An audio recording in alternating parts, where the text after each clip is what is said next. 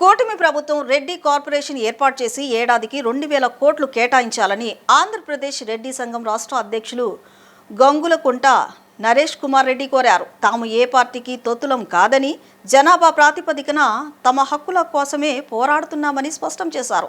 ప్రభుత్వం తమ డిమాండ్లను పరిష్కరించుకుంటే 2027లో అన్ని రెడ్డి సంఘాలను కలుపుకొని రాజకీయాలకు అతీతంగా భారీ బహిరంగ సభ నిర్వహిస్తామని నరేష్ కుమార్ రెడ్డి స్పష్టం చేశారు. విజయవాడ భవానీపురంలో కొండవీడు రెడ్డి అకాడమీలో ఆంధ్రప్రదేశ్ రెడ్డి సంఘం రాష్ట్ర కార్యవర్గ సమావేశం రాష్ట్ర అధ్యక్షులు గంగులకుంట నరేష్ కుమార్ రెడ్డి అధ్యక్షతన జరిగింది. ఈ సందర్భంగా ఆయన మాట్లాడుతూ, రాష్ట్రంలో 70 లక్షలకు పైగా ఉన్న రెడ్డి సామాజిక వర్గంలో 80% మంది పేద మధ్యతరగతి వారేనని, కానీ రాజకీయ పార్టీలు వారిని కేవలం ఎన్నికల కోసమే వాడుకొని ఆ తర్వాత విస్మరిస్తున్నారని ఆవేదన వ్యక్తం చేశారు. ఎన్నికలకు ముందు లోకేష్ పాదయాత్రలు ఇచ్చిన హామీలను కూటమి ప్రభుత్వం అధికారంలోకి వచ్చాక మర్చిపోయిందని, గత ప్రభుత్వం ఏర్పాటు చేసిన రెడ్డి కార్పొరేషన్కు 2 ఏళ్లుగా పాలక మండలిని కూడా నియమించకపోవడం దుర్మార్గమన్నారు. ప్రస్తుతం రెడ్లపై దాడులు చేయడం, రెడ్డి అధికారులను సస్పెండ్ చేయడం, కాంట్రాక్టర్లను ఇబ్బంది పెట్టడం వంటి చర్యలతో ప్రభుత్వం నిర్లక్ష్యంగా వ్యవహరిస్తోందని మండిపడ్డారు. రెడ్డి సామాజిక వర్గ అభివృద్ధి కోసం కార్పొరేషన్కి ఏడాదికి 2000 కోట్లు కేటాయించాలని, ఉపాధి హామీ పథకాన్ని వ్యవసాయానికి అనుసంధానం చేయాలని, పేద రెడ్డి విద్యార్థులకు పూర్తిస్థాయి ఫీజు రియంబర్స్మెంట్, విదేశీ విద్యా పథకాలను వర్తింప చేయడంతో పాటు ఈడబ్ల్యూఎస్ 10% రిజర్వేషన్లను సక్రమంగా అమలు చేయాలని డిమాండ్ చేశారు. కూటమి విజయానికి కష్టపడిన రెడ్డి నాయకులకు నామినేటెడ్ పదవుల్లో ప్రాధాన్యత ఇవ్వలేదని, రెడ్లు అవసరం లేదనుకుంటే ప్రభుత్వం బహిరంగంగా ప్రకటించాలని, అలా ప్రకటించే దమ్ముంటే వచ్చే ఎన్నికల్లో కూటమి 16 సీట్లకు పడిపోవడం ఖాయమని హెచ్చరించారు. తాము ఏ పార్టీకి తొత్తులం కాదని, జనాభా ప్రాతిపదికన తమ హక్కు కోసమే పోరాడుతున్నామని, ప్రతిపక్షాలు కూడా కేవలం ఎస్సీ, బీసీ గురించే కాకుండా రెడ్ల సమస్యలపై కూడా మాట్లాడాలని కోరారు. రాష్ట్రంలో రెడ్లు 70 లక్షల పైగా ఉన్నారు. వీరిలో 80% పేదరికం మధ్యతరగతిలో బతుకు జీవనం సాగిస్తున్నారు. అయితే కేవలం ఎన్నికలప్పుడు మాత్రమే రాజకీయ పార్టీలు రెడ్డి సామాజిక వర్గానికి అది చేస్తాం ఇది చేస్తామని హామీలు ఇవ్వడం తప్పితే, మాట చెప్పడం తప్పితే, అధికారంలోకి వచ్చిన తర్వాత రెడ్లను పట్టించుకున్న పాపాన కూడా ఎవరు కూడా ఏ రాజకీయ పార్టీ కూడా చేయడం లేదు. అందులో ప్రస్తుతం నారా చంద్రబాబు నాయుడు గారు ముఖ్యమంత్రిగా ఉన్నారు. ఆయన ముఖ్యమంత్రి కాకముందు తన కుమారుడు లోకేష్ గారు పాదయాత్ర చేస్తూ రాయలసీమలో అయితేనేమి, ఇటు కోస్తాలో అయితేనేమి కొన్ని ప్రాంతాలలో రెడ్డి సామాజిక వర్గానికి సంబంధించి వ్యక్తులతో కానీ సంఘాలతో కానీ సమావేశాలు ఏర్పాటు చేసుకొని రెడ్డి సామాజిక వర్గానికి మేము అన్ని విధాలుగా తోడుగా ఉంటామని హామీ ఇచ్చాడు. చివరకు గత ప్రభుత్వం జగన్మోహన్ రెడ్డి గారు ఏదైతే రెడ్డి కార్పొరేషన్ అనేది ఏర్పాటు చేశారో ఆ కార్పొరేషన్కి ఇప్పటికి 2 సంవత్సరాలు అవుతుంది. ఇంతవరకు కూడా ఆ కార్పొరేషన్కి పాలక మండలి కూడా ఏర్పాటు చేయలేని దుర్మార్గమైన ప్రభుత్వం ప్రస్తుతం నడుస్తుందని ఆంధ్రప్రదేశ్ రెడ్డి సంఘం స్పష్టం చేస్తుంది.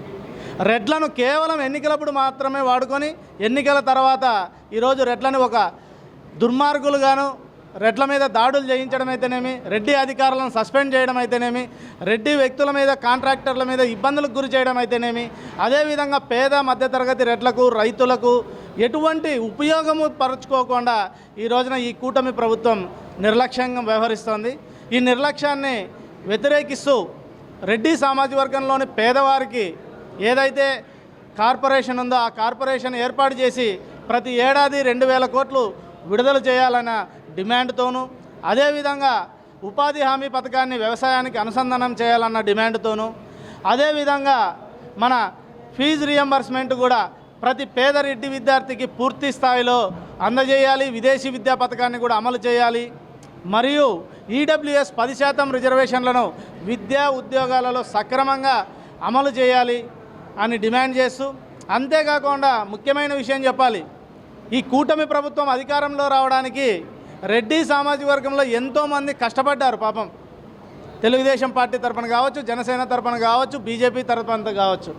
కానీ వారికి అసలుకి ఎటువంటి నామినేటెడ్ పదవులు కూడా ఇవ్వలేక ఇబ్బందులకు గురి చేస్తుంది. ఎందుకు రెడ్లను ఇంత నిర్లక్ష్యం చేస్తున్నారు? రెడ్లను ఎందుకు ఇంత ఇబ్బంది పెడుతున్నారు?